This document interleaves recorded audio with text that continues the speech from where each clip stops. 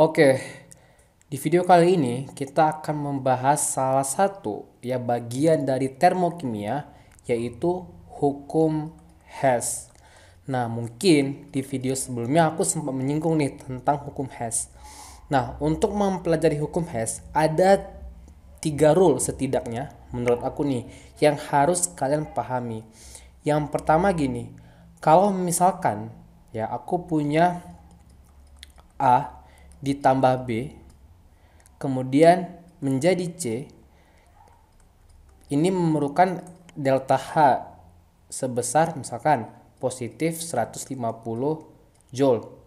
Kemudian di sini ada C ditambah D kemudian menjadi E. Nah, delta H-nya katakanlah misalkan positif 100 joule. Oke, dalam hukum Hess ini rule yang pertama. Kalau misalkan kita melihat suatu hal yang sama atau unsur senyawa yang sama kayak ini nih, C sama C sama, kita bisa melakukan pencoretan sama, dan tidak hanya sama, dia berlawanan ruas. Yang satu di sebelah kanan kayak gini nih, yang satu lagi di sebelah kiri.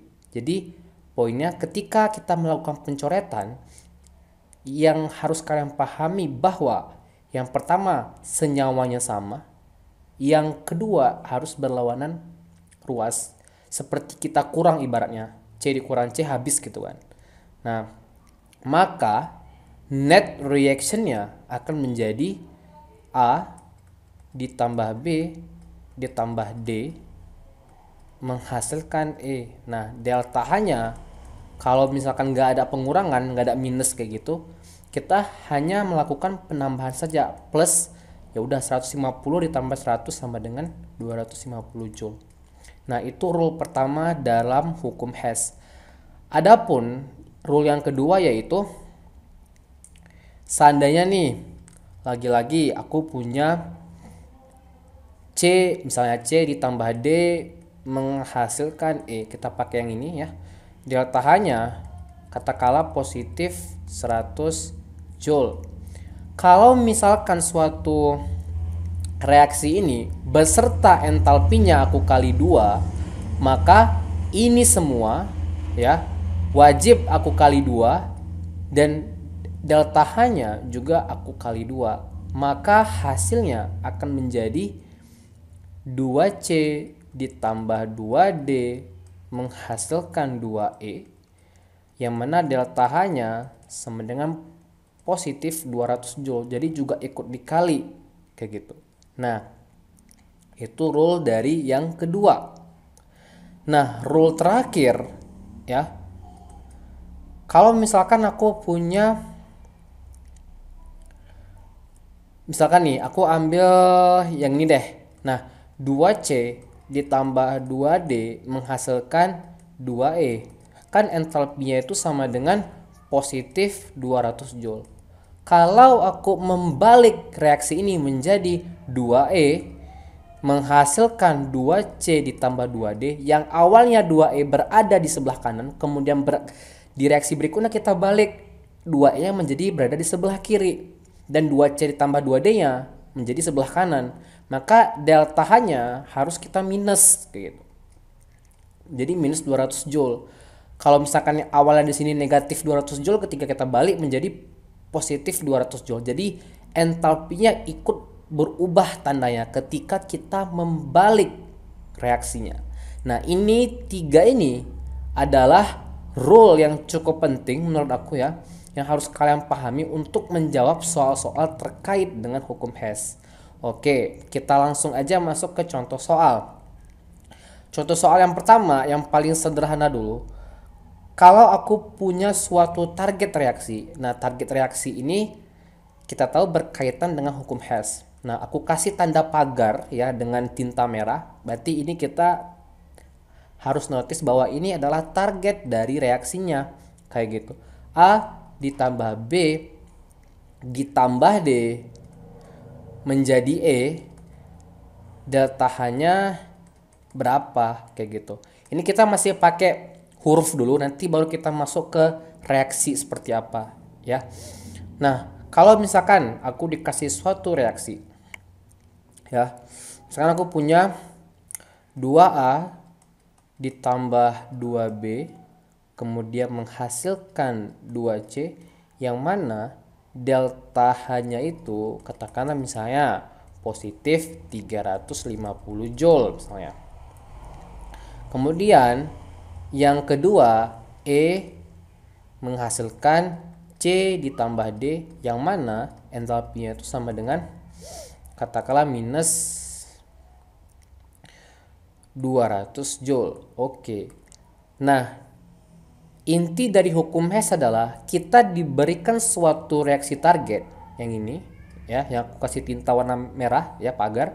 Kemudian kita dikasih suatu reaksi lagi 1 sama 2 nih.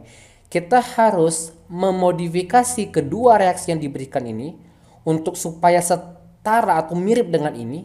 Dengan begitu, karena yang ditanya delta H-nya, karena di sini kita mengetahui delta H-nya, dengan memodif reaksi ini, dua reaksi ini, kita akan mendapatkan delta H yang ditanya ini.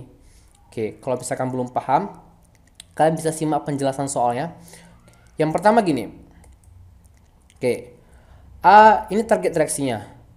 Kita lihat di nomor 1, 2A ditambah 2B menjadi 2C. Di sini di target reaksinya tidak ada koefisien 2. Berarti kita bisa bilang bahwa reaksi yang pertama harus kita kali dengan 1,5, ya dong, ya nggak? Nah, sekarang kita lihat di reaksi yang pertama juga, A ditambah B ini sudah satu ruas nih, sama-sama di ruas kiri. Jadi ya udah, kita nggak perlu khawatir lagi untuk memutar baliknya, ya.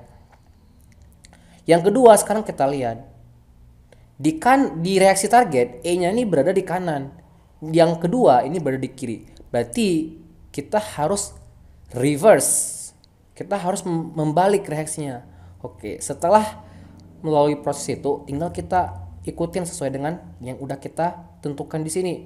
Yang pertama, semua reaksinya kita bagi 2 ataupun kita kali setengah menjadi A ditambah B menjadi C. Delta H-nya gimana, Dis? Delta H-nya wajib kita juga kali 350. Nah, 350 dikali 1,5 itu hasilnya adalah 100 positif 175 Joule kayak gitu. Yang kedua, kita balik kan. Berarti C ditambah D kalau kita balik menjadi E gitu kan. Delta H-nya berarti juga kita kali minus nih, berarti jadi positif 200 Joule. Maka net reaction-nya akan menjadi apa? Nah, pertama ini bisa kita coret karena dia tadi teori yang keberapa tuh? Yang pertama kan, kita bisa mencoret kalau dia sama dan berlawanan ruas. Setelah itu apa? Tinggal kita ikutin aja. A ditambah B ditambah D menjadi E. Ternyata sesuai dengan template yang ini gitu kan. Delta H-nya ketahuan dong dari sini, tinggal kita tambahin aja 5, 7, 3 ya. Cek lagi 5, 7, 3 positif Joule. Nah, inilah jawaban untuk nomor 1. Nah, kira-kira kebayang ya? Oke, kita lanjut ke contoh soal yang nomor 2. Sekarang kita udah masuk nih ke senyawa ya. Kalau aku punya 2F2 ditambah 2H2O menghasilkan 4HF ditambah O2. Ini aku kasih pagar dulu bahwa ini adalah target dari reaksi kita. Kemudian pasti dikasih ini reaksi-reaksi yang ditanya. Ini kan udah ditanya delta H-nya. Nah, kemudian kita dikasih reaksi yang udah diketahui delta H-nya. Biasanya kayak gitu. Nah, ini 2H2O terurai menjadi 2H2 ditambah O2. Yang mana delta H-nya kita buat aja angka yang mudah dihitung gitu ya. Positif 500 Joule misalnya. Oke. Yang kedua, 2HF kemudian menghasilkan H2 ditambah F2. Nah, delta H-nya berapa? Ya udah, kita misalkan aja dengan 200 Joule. Oke. Kemudian ya udah, kita mulai menentukan target dari reaksi kita. Nah, pertama kita lihat dulu yang pertama. Apa sih yang pertama? Oh, kita ngeliat 2H2O di sini di kiri. Di target kita, oh 2H2O-nya sudah berada di kiri. Oke, berarti sudah cocok dong. Kemudian ada O2, di sini ada O2. Berarti sudah sama-sama di kanan. Apakah ada yang perlu kita rubah di sini? Ternyata tidak ada yang perlu kita rubah. Nah, yang kedua di sini nih, 2HF. Di sini HF-nya ya, asam fluoridanya ada 4 ya. 4 koefisiennya di sini baru 2. Dan 4 HF-nya berada di kanan, di sini di kiri. Berarti ini aku harus kali 2. Selain aku kali 2, ini harus kita reverse, kita balik. Nah, menjadi apa nih kira-kira? Ya udah. Yang pertama dulu ya. Poin pertama kita tulis 2H2O karena ini tidak mengalami perubahan sama sekali. Ya, O2 delta H-nya tetap. Yang kedua nih, karena kita kali 2 dan kita balik, maka akan menjadi 2H2 oke, ditambah 2F2 oke, kemudian jadi 4HF ya karena kita balik. Udah dong. Nah, delta H-nya kita minusin karena kita balik, terus kita kali 2 gitu. Jadi minus 400 joule gitu ya. Nah, net reaction akan menjadi apa kalau kayak gitu? Ya udah. Kita bisa melakukan pencoretan di sini. Pertama, apa yang harus kita coret? Oh, 2H2-nya sama. Oh, ya udah. Kemudian ada lagi nggak yang bisa kita coret?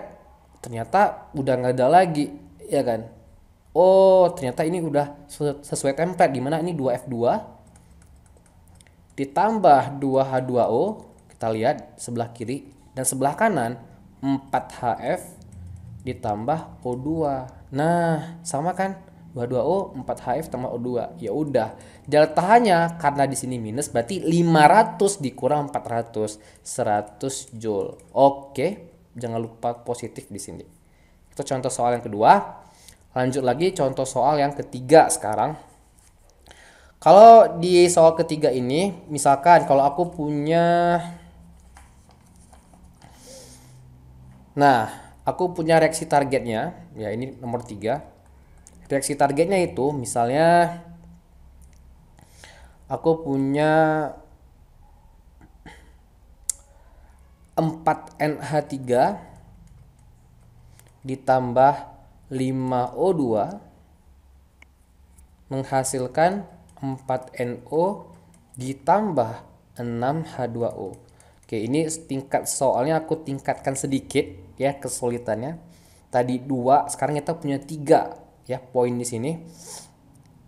Pertama, 2NH3 menjadi N2 ditambah 3H2.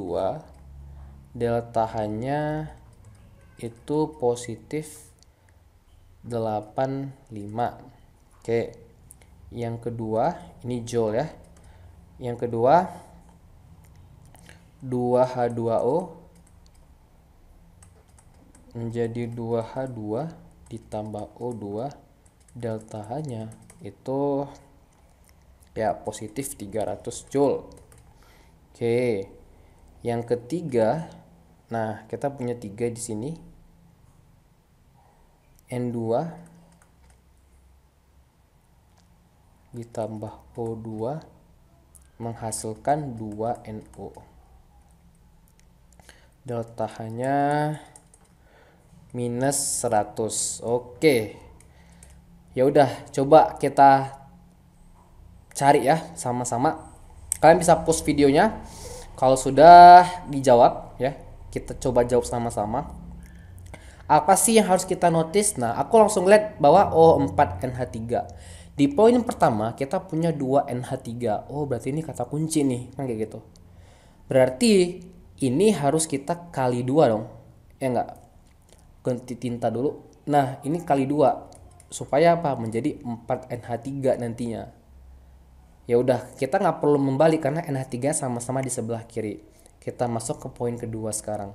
Di sini ada 2H2O. Di sini ada H2O juga. Masalahnya adalah dia berlawanan arah. Berarti selain kita reverse, karena di sini 2, di sini 6, berarti kita harus kali 3 dong. Kemudian baru kita reverse supaya ini jadi 6H2O. Kemudian ketika kita reverse, 6H2O pindah kemari ke kanan. Ya, ya dong, ya kan? Nah, kemudian yang ketiga sekarang, oh, kita punya 2 NO di sini. Kemudian kita juga punya 4 NO di sini. Oh, udah sama-sama sebelah kanan, ya. Berarti ini harus kita kali 2 supaya dia menjadi 4 NO. Gitu ya. Paham nggak kira-kira? Berarti kalau misalkan aku modelkannya sesuai dengan yang udah kita tentukan di sini, yang pertama ini menjadi 4 NH3 menghasilkan dikali 2 semua, 2N2 ditambah 6H2, maka delta H-nya oke, 85 dikali 2 10, 8 kali 2 16 tambah 1, oh 170 ya dong. Nah, 170 berarti positif 170 Joule. Yang nomor 2 tadi kita balik terus kita kali 2, berarti ini di luar kita perhatikan 2 dikali 3 6H2 ditambah 3O2 menghasilkan 6H2O. Delta H-nya jangan lupa 3 dikali 3 900 Joule, berarti minus karena apa? Kita melakukan reverse di sini. Ya kan? 500 Joule. Yang ketiga sekarang, kita tidak perlu balik, kita hanya mengkalikan 2 menjadi 2N2 ditambah 2O2 menghasilkan 4NO. Delta H-nya ya. Berarti kan di sini minus 100 dikali 2 berarti minus 200. Oke. Berarti kalau kita totalkan reaksinya ya, maka dia akan menjadi apa? 4NH3. Di sini 3 di 3O2 ditambah 2O2 itu 5O2. Kemudian 4NO tambah 6H2O. Nah, ternyata ini sudah sesuai dengan reaksi target yang diberikan. Maka delta H-nya tinggal kita hitung. Plus 170, kemudian berarti ini minus 1100. Kemudian dibayar utang 170. Maka sisa minus 930 Joule. Oke. Berarti masuk contoh soal yang nomor 4. Oke. Pertama, seperti biasa kita kasih dulu targetnya. Kalau misalkan targetnya itu C2H2 menghasilkan 2C ditambah H2, delta H-nya berapa? Nah, ada 3 poin juga nih. Poin pertama, kalau aku punya 2H2O yang terdekomposisi, udah pasti menjadi 2H2 ditambah O2. Delta H-nya oke, positif 572 Joule. Yang kedua, kalau aku punya CO2 terdekomposisi lagi nih menjadi C ditambah O2, delta H-nya berapa? Ya udah misalkan positif 394 Joule. Kemudian yang ketiga yang terakhir 2C2H2 kemudian ditambah 5O2 menghasilkan 4CO2 ya, reaksi pembakaran ini 4CO2 ditambah 2H2O. Delta H-nya berapa? Oh, misalkan delta H-nya minus 1000 Joule. Oke. Ya udah, tinggal kita sekarang perhatikan. Di sini 2H2O menghasilkan 2H2 tambah O2. Oke, kita ngeliat di sini di targetnya. H2-nya itu kan nggak ada koefisien. Berarti ini kita harus kali setengah. Dengan kali setengah kan kayak 2 dikali setengah itu kan jadi 1. Jadi hilang koefisiennya kayak gitu. Apakah perlu kita balik? Nggak perlu. Karena H2-nya sama-sama di kanan. Baik di target maupun di poin pertama ini. Yang kedua sekarang CO2 menjadi C tambah O2. Kita lihat. Oh, C-nya udah berada di ruas yang tepat. Hanya saja koefisiennya beda. Berarti ini kita kali 2 dong. Apakah perlu kita reverse? Enggak. kayak gitu. Kenapa? Ya udah, dia udah sama aja rumusnya. Yang ketiga sekarang, C2H2-nya udah bener nih, berada di kiri. Tapi koefisiennya kan 2, di sini kan 1. Berarti ini kita kali ya dengan setengah lagi. Ya udah, tinggal kita jalankan saja. Poin pertama ya, kita kali setengah itu sama dengan kayak kita bagi 2 ya. H2O menjadi H2 ditambah O2 ditambah setengah O2, sorry. Delta H-nya tuh kita bagi 2, berarti positif berapa tuh? 286 joule ya. Nah, yang kedua kita kali 2 CO2 menghasilkan 2C ditambah 2O2. Delta H-nya 394 dikali 2. Berapa tuh? Positif 788 joule. Nah, yang ketiga ini kita kali setengah ya kan? Berarti ini menjadi C2H2 ditambah 5/2O2. Oke, ini 2 CO2 ditambah H2O.